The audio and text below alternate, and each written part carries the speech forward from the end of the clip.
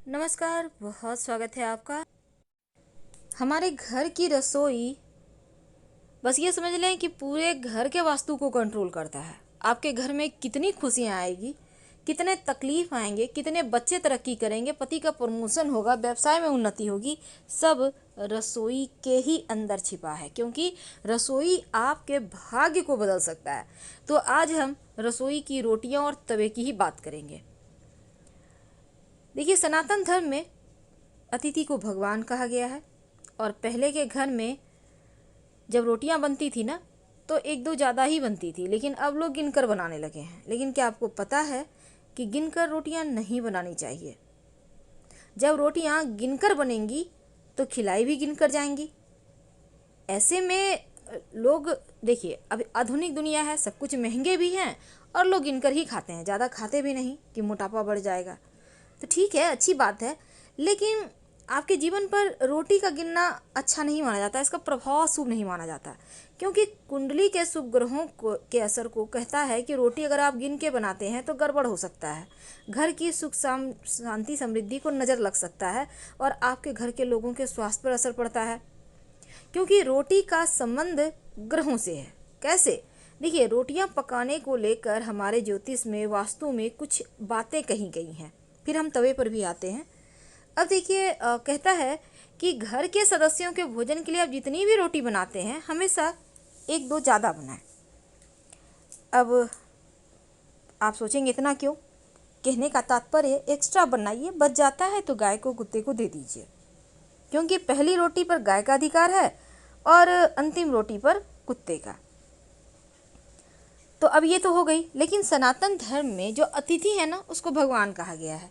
तो पहले के घर में जो भी मेहमान आते थे तो घर में बरकत रहती थी, लोग एक्स्ट्रा रोटी बनाते थे। अब लोग नहीं बनाते हैं। अब आप सोचेंगे लोग अब के ज़्यादा सुखी हैं पहले की अपेक्षा। सुखी हैं पर सुकून नहीं है, सुकून नहीं है। अन्नपूर्णा की कृपा रहती है अगर घर में आप रोटियां ज़्यादा बनाते हैं, और गिन कर मत बनाएं। आप अपने घर में कोई एक डब्बा माप रखें, कोई मग रखें, कप रखें, ग्लास रखें, जो भी रख सकते हैं कि हाँ, इतना डालेंगे तो उसमें 4-5 बन जाएंगे और इतने लोगों के लिए इतना कप काफ़ी है। तो ये अमूमन आप एक अंदाज बना लें और फिर उसी से निकाल कर आटे को रोटियाँ बनाएं, तो वो आपके लिए ज़्यादा अच्छा है। आपको गिनती भी नहीं करना पड़ेगा, एक माप हो जाएगा कि इसमें इतना रोटियाँ बनती है। और आप रोटी को एक्स्ट्रा तो बनाना है, लेकिन गिन के मत बनाइएगा। दूसरा, जो भी आटा बचा हुआ है फ्रिज में रख देते हैं आप, फ्रिज में बिल्कुल भी ना रखें।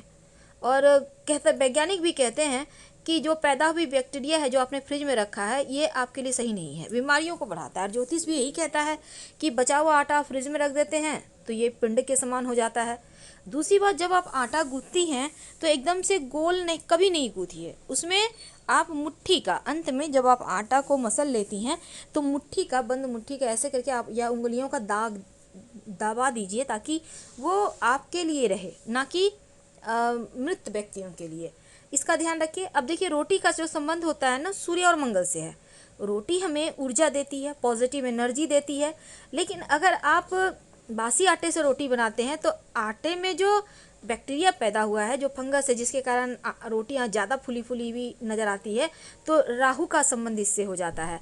और जब आटे में फफूंदी आ जाते हैं, यानी कि वो बहुत ज़्यादा हो जाते हैं, तो क्या होता है ना, राहु एक्टिव हो जाता है। तो अगर ऐसा आटा बच भी गया है तो रोटी बनाकर कुत्ते को खिला दें, ताकि आपके जीवन में आकस्मिक मुश्किलें ना आए। क्योंकि राहु जब भी देता है, आकस्मिक रूप से मुश्किलों को देता है। तो ऐसे रोटी कुत्ते को दें। और जो ये रोटी है ना, अब जैसे कि अगर आपकी ये बासी आटे की रोटियां हैं, अगर आपके घर में लोग खाने लगते हैं बासी आटे की रोटी, तो वो तेज़ आवाज़ में बात करते हैं, यहाँ पर राहु एक्टिव हो जाता है। तो ऐसे में क्या होता है ना, झगड़े, लड़ाई, वाद विवाद की संभावना बढ़ जाती है। तो घर में अगर आप शांति चाहते हैं तो बासी आटे की रोटियां घर के लोगों को भूल कर भी बनाकर ना खिलाएं, नहीं तो आपके जीवन की मुश्किलों को बढ़ा देगा। ये तो थी रोटियों के बारे में। लेकिन क्या आपको पता है, गर्म तवे के साथ कुछ ऐसे कार्य हैं जो नहीं करना चाहिए। उसके बाद हम जानेंगे कि रोटी बनाने के पहले तवे पर क्या डालते हैं। देखिए, गर्म तवा पर पानी नहीं डालना चाहिए। आखिर क्यों? इसके पीछे भी एक वजह है। देखिए, हिंदू धर्म में बहुत सी ऐसी बातें हैं जिसके पीछे कोई ना कोई तर्क नहीं होता, लेकिन फिर भी सदियों से हम अपनी परंपरा को मान रहे हैं, निभा रहे हैं। तो आप घर में अक्सर सुनते होंगे कि गर्म तवे पर पानी मत डालो, तवा को साइड में रखो, ठंडा होने दो, चूल्हे के नीचे मत रखो, हमेशा तवा को चूल्हे के दाहिने साइड रखो। अब हम वास्तु शास्त्र की माने तो गर्म तवे पर पानी नहीं डालना चाहिए, क्योंकि अगर हम ऐसा करते हैं तो गर्म तवे पर पानी डालने से मूसलाधार बारिश होती है, ऐसा हमारा धर्म कहता है, जो तबाही का कारण बनती है, यानी बेवजह जीवन में परेशानी आती है।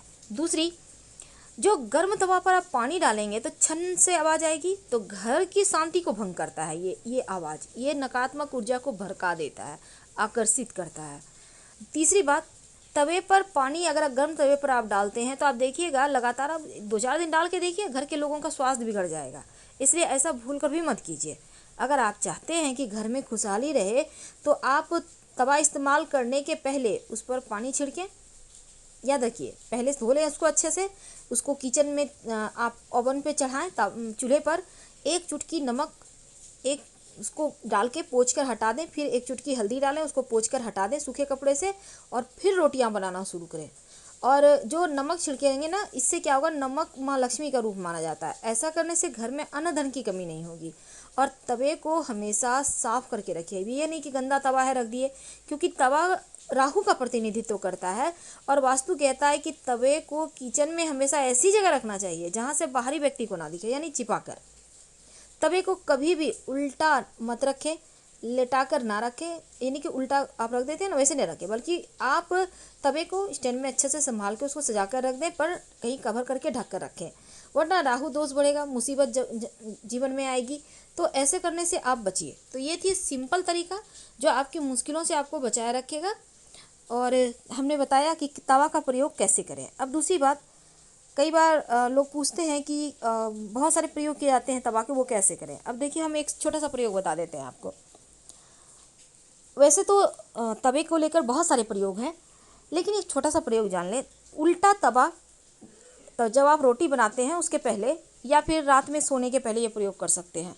जैसे रोटियां बना ली आपने, अब उसके बाद जो है ना, तवे को हाथ में ही हल्का सा उल्टा कर लें, हाथ में ही, याद रखिए। अब इसके पीछे में 2 लौंग रख के सेक लीजिए। ये प्रयोग शनिवार रविवार को कीजिएगा, किसी भी एक दिन सप्ताह में, ज़्यादा आपको नहीं करना। तो ये जो लौंग आपने सेका, अगर लौंग चटक गया तो समझिए दुश्मन आपका शांत हो गया। अगर लौंग नहीं चटका है तो लगातार कुछ शनिवार करते रहें। जिस दिन लौंग चटक गया मतलब आवाज़ करेगा पट से, यानी अंदर से उसका तेल उड़ जाएगा, और वो पट से आवाज़ करने का मतलब होता है कि आपका शत्रु शांत, आपकी मुश्किलें कम हो जाएगी। सिंपल सा प्रयोग है, पर आप कर सकते हैं। साथ ही एक और बात का ध्यान रखिएगा कि तवे पर बहुत बार क्या होता है, रोटियां बनाई, तवा गर्म है, चलो सब्जी उसमें ही गर्म कर लेते हैं, या फिर कुछ सब्जी आप बना लें। ऐसा भूल कर भी ना करें, तवे पर सब्जी नहीं बनाना चाहिए, क्योंकि वो जो या फिर आप गर्म भी नहीं कर सकते हैं, ये नियम ही नहीं है। कई बार बर्तन गंदे होने के कारण भी लोग तवे पर कर लेते हैं, पर ना करें। माना जाता है तवे पर सब्जी बनाने से राहु कुपित हो जाता है। संभल कर रहें। हम आपसे विदा लेते हैं। जानकारी अच्छी लगे तो लाइक कर सब्सक्राइब करें, अपनों से शेयर करें, कमेंट में हर हर महादेव जरूर लिखें। धन्यवाद।